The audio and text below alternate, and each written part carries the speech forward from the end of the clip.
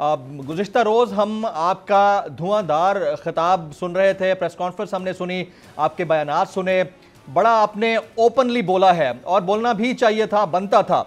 मुझे आपसे पूछना यह है कि क्या आप उस पॉइंट ऑफ नो रिटर्न तक पहुंच चुके हैं कि अब वापसी का कोई इम्कान नहीं है पाकिस्तान मुस्लिम लीग नवाज में? जनरल साहब जी, किसी किस्म का कोई इम्कान नहीं है। और जब तक आप इस पार्टी के अंदर रहे हैं और जाहिर है कि आप कोर मेंबर थे, आपके सामने बड़ी बड़ी मीटिंग्स होती रही हैं, तो जब आपके सामने एक चीज़ थी कि ये बयानिया पाकिस्तान मुस्लिम लीग नवाज का हो सकता है, और वो बयानिया उस वक्त भी था जब मुझे क्यों निकाला की तकरार शुरू हो गई थी, जब नवाज शरीफ साहब इस मुल्क से बाहर जाने वाले थे, तो अब इस पॉइंट पर आपकी अलहदगी की वजह क्या बनी है जनरल साहब? हाँ, ये अच्छा सवाल किया आपने। बुनियादी तौर पर इससे पहले इनडायरेक्ट रेफरेंसेस होते रहे हैं, लेकिन डायरेक्टली कोई बात नहीं हुई थी।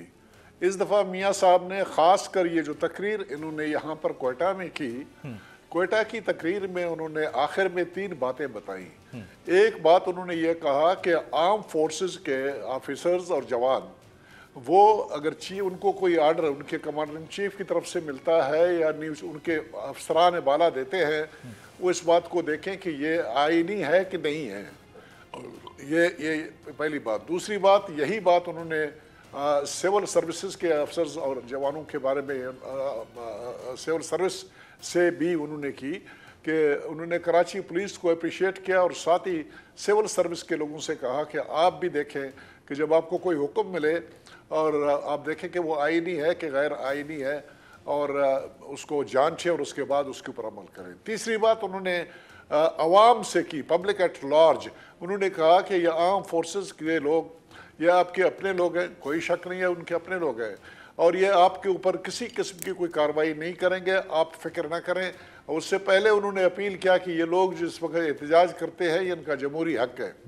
तो पहले आखिरी 2 पॉइंट्स को छोड़ के पहली पॉइंट एक ऐसी थी जहां पर आर्म फोर्सेस के पर्सनल के ऊपर कॉल किया गया, उनको अपील की गई कि वो क्वेश्चन करें अपने अफसरान बाला के अहकामात को और उसको देखें कि वो आईनी है कि गैर आईनी है। मैं समझता हूँ अपने समझ के मुताबिक कि ये एक ऐसी कार्रवाई है कि आइन की जहाँ तक इंटरप्रिटेशन का ताल्लुक है, ये तो बड़े बड़े जो है ना जजेस और वकला भी उसमें अटक जाते हैं, उसमें अच्छा टाइम लग जाता है। परवेज़ मुशर्रफ साहब का केस आपके सामने है, 20 साल से वो चल रहा है और ये देखने की कोशिश कर रहे हैं कि 20 साल नहीं हुए, सॉरी 12-13 साल से, और ये देखा जा रहा है कि उन्होंने आइन की खिलाफ वर्जी की कि नहीं की। अभी तक जजेस किसी कंक्लूजन पे नहीं पहुंचे हैं। खुजाए के फौज के अंडर कमांड एलिमेंट्स जिनमें छोटे रैंक के लोग होते हैं जिन्होंने हुक्म बजावरी करनी होती है, उसमें नायक, हवालदार, सूबेदार, नायब सूबेदार या लेफ्टिनेंट कैप्टन, मेजर, कर्नल वगैरह, तो इनके लिए आइन की तशरीह और आइन को समझना और आइनी और गैर आइनी में तमीज़ करना नामुमकिन हो जाता है। बुनियादी तौर पर यह फिर इस बात की तरफ चीज़ें चली जाती है कि जो हुक्म मिले उसके ऊपर अमल न किया जाए।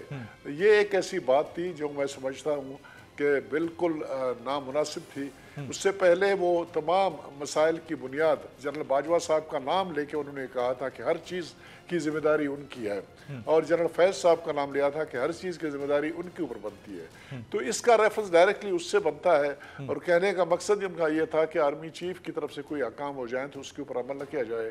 ये मैं समझता हूँ कि ये एक इसमें सीड्स, बीज है रिबेलियन की, जहाँ पर आर्म फोर्सेस के पर्सनल किसी हुक्म की ऊपर वो रिबेल कर सकते हैं, वो बगावत कर सकते हैं, कह सकते हैं कि भाई मुमकिन है कि वो हुक्मदुली करें, तो आर्म फोर्सेस के हुक्मदुली की गुंजाइश नहीं है।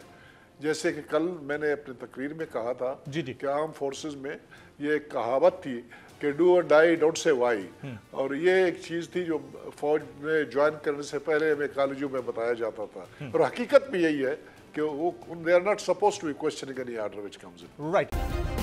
सब्सक्राइब करें और बेल दबाएं ताकि कोई खबर रह न जाए।